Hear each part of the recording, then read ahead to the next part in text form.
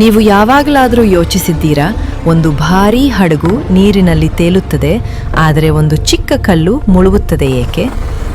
ನೀರಿನೊಳಗೆ ವಸ್ತು ಇಟ್ಟಾಗ ಅದು ಹಗುರವಾಗಿ ಅನುಭವವಾಗುವುದಕ್ಕೆ ಕಾರಣವೇನು?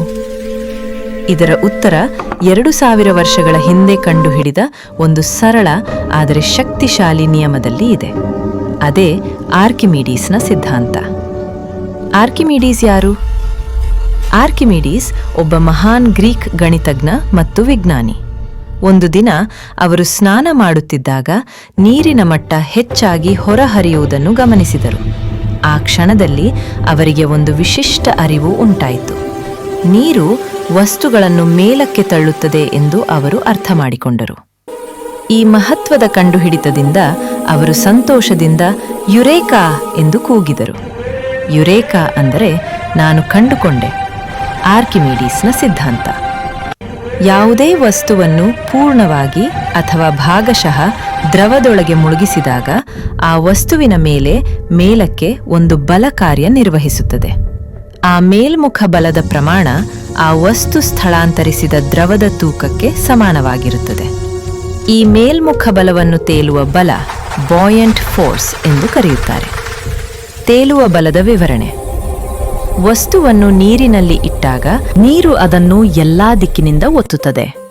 ಆದರೆ ವಸ್ತುವಿನ ಕೆಳಭಾಗದಲ್ಲಿ ಒತ್ತಡ ಹೆಚ್ಚು ಇರುತ್ತದೆ, ಮೇಲ್ಭಾಗದಲ್ಲಿ ಒತ್ತಡ ಕಡಿಮೆ ಇರುತ್ತದೆ.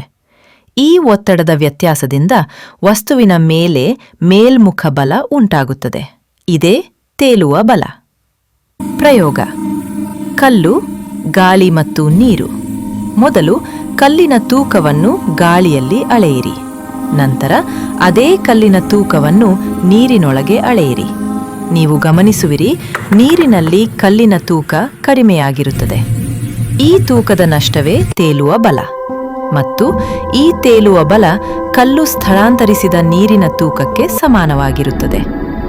ಗಣಿತೀಯ ರೂಪ: ತೇಲುವ ಬಲ ಇವುರವ ಸ್ಥಳಾಂತರಿಸಿದ ದ್ರವದ ತೂಕ, ಅಥವಾ FB ಇವುರವ rho times V times G.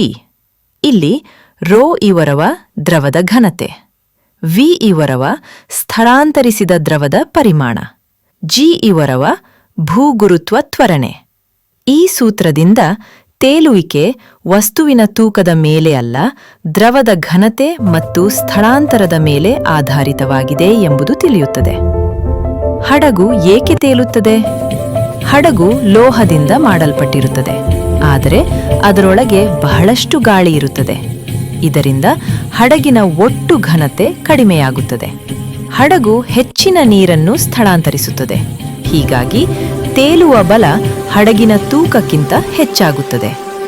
ತೇಲುವ ಬಲಗಿಂತ ಸಮ ಅಥವಾ ದೊಡ್ಡವತ್ ವಸ್ತು ತೂಕಕ್ಕೆ ಸಮ ಅಥವಾ ಚಿಕ್ಕವತ್ ವಸ್ತು ತೇಲುತ್ತದೆ. ಕಲ್ಲು ಏಕೆ ಮುಳುಗುತ್ತದೆ?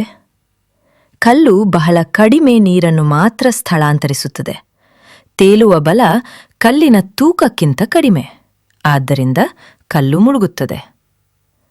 ಉಪ್ಪು ನೀರಿನಲ್ಲಿ ಮಾನವರು ಹೆಚ್ಚು ತೇಲುತ್ತಾರೆ ಏಕೆ? ಉಪ್ಪು ನೀರು ಸಾಧಾರಣ ನೀರಿಗಿಂತ ಹೆಚ್ಚು ಘನವಾಗಿರುತ್ತದೆ, ಅದರಿಂದ ಹೆಚ್ಚು ತೇಲುವ ಬಲ ಉಂಟಾಗುತ್ತದೆ. ಹೀಗಾಗಿ ಮಾನವರು ಉಪ್ಪು ನೀರಿನಲ್ಲಿ ಸುಲಭವಾಗಿ ತೇಲುತ್ತಾರೆ. ತಪ್ಪು ಕಲ್ಪನೆಗಳು: ಭಾರವಾದ ವಸ್ತುಗಳು ಯಾವಾಗಲೂ ಮುಳುಗುತ್ತವೆ. ತಪ್ಪು ಆಕಾರದಿಂದ ಮಾತ್ರ ತೇಲುತ್ತದೆ. ತಪ್ಪು ತೇಲುವಿಕೆ ಘನತೆ ಮತ್ತು ಸ್ಥಳಾಂತರಿಸಿದ ದ್ರವದ ಮೇಲೆ ಅವಲಂಬಿತ. ಅಂತಿಮ ಮಾತು: ವಿಜ್ಞಾನವನ್ನು ಅರ್ಥ ಮಾಡಿಕೊಳ್ಳುವುದು ಸೂತ್ರಗಳನ್ನು ನೆನಪಿಡುವುದಲ್ಲ, ಪ್ರಕೃತಿಯ ಹಿಂದೆ ಇರುವ ತರ್ಕವನ್ನು ಅರ್ಥ ಮಾಡಿಕೊಳ್ಳುವುದೇ ನಿಜವಾದ ವಿಜ್ಞಾನ.